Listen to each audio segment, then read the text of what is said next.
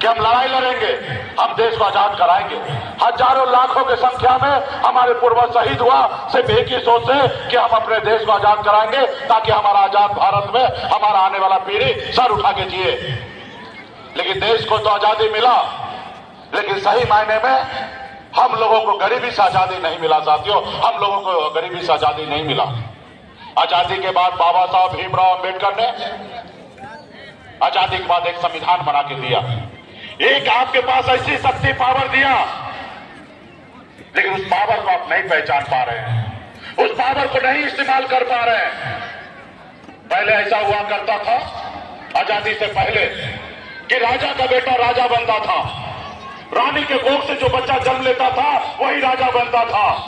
लेकिन बाबा साहब ने कहा कि नहीं, ये लोकतंत्र है और इस लोकतंत्र में आपको वोट गिराने का अधिकार दिया।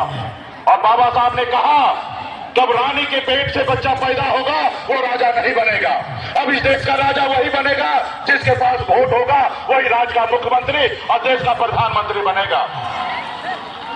लेकिन आपने वो शक्ति को नहीं पहचाना, और जिन लोगों ने उस शक्ति को पहचाना, अपने वोट को ताकत को समझा, उन्होंने अपने समाज का, अपने राज्य का भला किया। जैसे हमारे लालू प्रसाद यादव जी, मुलायम सिंह यादव जी, बहन मायावती जी, स्वर्गीय पासवान जी, ये लोग कोई अमीर घर में जन्म नहीं लिया, ये लोग भी गरीब घर में ही जन्म लिए, लेकिन संघर्ष किए, अपने वोट को ताकत को समझे। जब लालू प्रसाद यादव जी दल बनाए तो उनके लोगों ने साथ दिया, और जब उनके लोगों ने साथ दिया तो दल को बल मिला, और जब दल को बल मिला तो समस्या का सारा हल हुआ साथियों, हल हुआ। अपने वोट के दम पर 15 साल लालू जी मुख्यमंत्री रहे, इसलिए साथियों वो पैसे के दम पे नहीं है, अपने वोट के दम पे रहा। वही वोट आपके पास है। जैसे हनुमान जी के पास शक्ति था, लेकिन उनको एहसास नहीं था कि हम 7 समुद्र पार कर सकते हैं। जब उनको एहसास कराया गया कि हे प्रभु आपके पास अपरंपार शक्ति है, जब हनुमान जी को एहसास हुआ तो 7 समुद्र पार जाके रावण को लंका जलाने का काम किया साथियों, रावण को लंका जलाने का काम किया। वही शक्ति पावर आपके पास भी है, सिर्फ जरूरी है कि एक जगह एक मंच पे खड़ा होने का, और जिस रोज एक मंच पे खड़ा हो जाइएगा तो पटना क्या आप दिल्ली को कब्जा कर सकते हैं साथियों, दिल्ली को कब्जा कर सकते हैं। तो इसके लिए साथियों हमारा नारा है आरक्षण नहीं तो गठबंधन नहीं, गठबंधन नहीं तो वोट नहीं, अब वोट नहीं तो दिल्ली का सरकार नहीं साथियों, दिल्ली का सरकार नहीं। जो हमारी सुनेगा हम उनकी सुनेंगे, जो हमारी नहीं सुनेगा हम उनकी नहीं सुनेंगे। जो हमारे बच्चे का फिक्र करेगा हम उनकी फिक्र करेंगे, जो हमारे बच्चे का फिक्र नहीं करेगा हम भी उसका फिक्र नहीं करेंगे साथियों।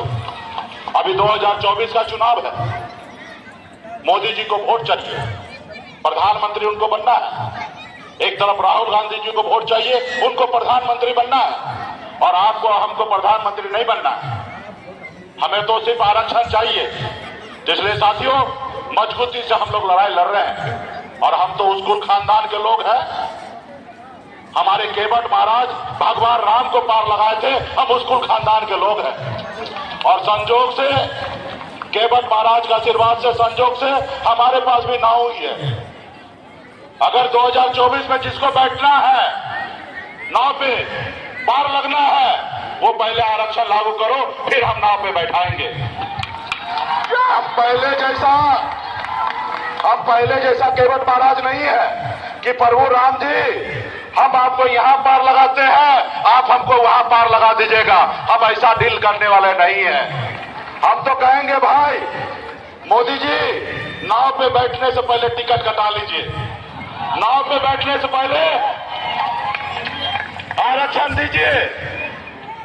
आरक्षण नहीं दीजिएगा तो मोदी जी आपको नाव पे नहीं बैठने मिलेगा, और जब नाव पे नहीं बैठिएगा तो दिल्ली कैसे पहुंचिएगा। कहीं कहीं जबरदस्ती बैठ गया, वो लोग कोशिश भी कर रहा जबरदस्ती बैठने का, और कहीं बैठ गया तो नाव लेके बीच में जाएंगे और बीच गंगा जी पे पलट देंगे, और जब पलट जाएगा तो हम लोग तो मल्ला है, तैर के बाहर निकल जाएंगे, और फंसेगा कौन, मोदी जी फंसेगा ना। तो इसलिए साथियों, क्योंकि वो सन ऑफ मल्ला के सामने में डुप्लीकेट मल्ला सबको खड़ा कर रहा है, लोगों को गुमराह करने का काम कर रहा है। तो खैर समाज में कोई फूट नहीं होगा, समाज को पता है कि हमें क्या लड़ाई लड़ना है साथियों। इसलिए सभी साथी से कहूंगा, संघर्ष कीजिए। अगर संघर्ष कीजिएगा तो दुनिया का हर ताकत जो है वो आपके सामने में घुटना टेक देगा साथियों, घुटना टेक देगा। आज मुझे देखिए, कोई मैं रतन टाटा घर में जन्म थोड़े लिया या अंबानी के घर में जन्म थोड़े लिया। मैं भी एक मामूली सा साधारण गरीब मछुआरा के परिवार में जन्म लिया। पिताजी मछली मारते थे, दादाजी मछली मारते थे, ऐसे घर में जन्म लिया। लेकिन मैंने संघर्ष किया। 18 साल की उम्र में घर परिवार को छोड़कर बॉम्बे जैसे शहर चला गया। मेहनत किया, मजदूरी किया, 900 रुपया महीने पे नौकरी करता था। लेकिन संघर्ष की बदौलत बॉम्बे जैसे शहर में कामयाबी का झंडा मैंने गाड़ा।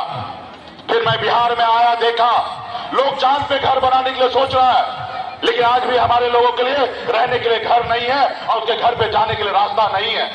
अब पिछले 9-10 सालों से लगातार बिहार में हम संघर्ष कर रहे हैं। आज यूपी, बिहार, झारखंड में संघर्ष कर रहे हैं साथियों। और पिछले 9-10 सालों में ये बात सही है कि हम आरक्षण नहीं ले पाए, लेकिन हमने कम उपलब्धि हासिल नहीं किया। कल तक निषाद को कोई जानता नहीं था, पहचानता नहीं था। लोगों को लगता था कि निषाद मल्ला का मतलब सिर्फ मछली मारना होता है और कुछ नहीं होता है। हमने बिहार को दिखाया कि मल्ला का मतलब मछली मारना नहीं होता, बिहार का नेतृत्व भी करना होता है। आपके सहयोग से कल तक निषाद का बेटा एक टिकट मांगने के लिए दर दर भटकता था। आज निषाद का बेटा टिकट नहीं मांगता है, टिकट मांगता है। ये हमारी पहचान है। हमने 4-4 विधायक बनाया, अपने दम पर बिहार में मंत्री बने। और यूं कह दीजिए कि आजाद भारत में पहली बार बिहार में, हिंदुस्तान में निषाद मल्ला का बेटा के सहयोग से बिहार में मुख्यमंत्री बना। अगर हम समर्थन नहीं देते तो बिहार का मुख्यमंत्री नीतीश कुमार जी मुख्यमंत्री नहीं बनते साथियों। ये हमारी पहचान है। इसलिए साथियों, ये कैसे हुआ, क्यों हुआ? ये आपके सहयोग से हुआ, ये मुझसे नहीं हुआ। जब आपने हमें कहा कि सन ऑफ मल्ला आप आगे बढ़ो, हम तुम्हारे साथ हैं, जब आपने हमें अपना भाई, अपना बेटा, अपना नेता माना, तब ऐसा हुआ साथियों, तब जाके ऐसा हुआ। अगर आप हमें अपना नेता नहीं मानते, आप हमें अपना बेटा भाई नहीं मानते, तो जैसे हम बम्बई से आए वैसे रिटर्न टिकट बम्बई कर लेते, फिर हम बम्बई चले जाते। हम अगर बिहार में रुके, जब आपने हमें गले लगाया तब हमने रुका और हमने बताया कि मल्ला का बेटा कभी किसी से हार नहीं मान सकता। जैसे दशरथ मांझी ने कहा था कि जब तक तोड़ेंगे नहीं तब तक छोड़ेंगे नहीं, उसी तरीके से हमने भी निर्णय ले लिया। जब तक हम लोग आरक्षण लेने लेंगे तब तक हम लोग छोड़ने वाला नहीं है साथियों, तब तक छोड़ने वाला नहीं है साथियों। इसलिए साथियों, सिर्फ इसके लिए एकता के साथ रहना पड़ेगा। लोग आएंगे, भटकाएंगे, लेकिन एकता के साथ अपने नेता, अपने दल, अपने पार्टी के साथ रहिए। जैसे लालू प्रसाद जी के साथ उनके लोगों ने था, और जब उनके लोगों ने उनके साथ दिया तो दल को बल मिला, और जब दल को बल मिला तो हर समस्या का हल हुआ कि नहीं हुआ? आज लालू जी का तूती बोलता है कि नहीं बोलता है?